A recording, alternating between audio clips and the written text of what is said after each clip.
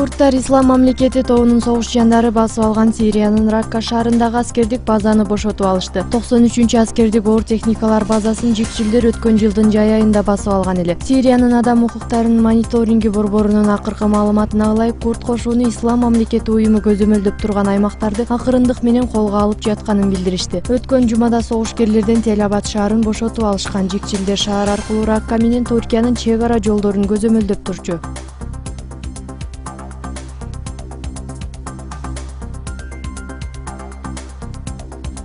АКШнын укук коргоо органынын кызматкерлери Түштүк Каролина штатынан 19 жаштагы Ислам мамлекети тобунун мүчөсүн кармашты. Полициянын билдирүүсүндө Джастин Салливан Ислам мамлекетине кошулганына көп болгон эмес. Ал согушкерлер менен бирге салгылашууларга катышууну көздөп жатканын билдирген. Джастин AR-15 үлгүсүндөгү винтовка менен америкалык жарандарды аталган уюмдун атынан өлтүрүүгө камынып жүргөн. Ал мындай кадамга баруусун согушка чейин машыгуу өткөрүү үчүн даярданганын мойнуна алган.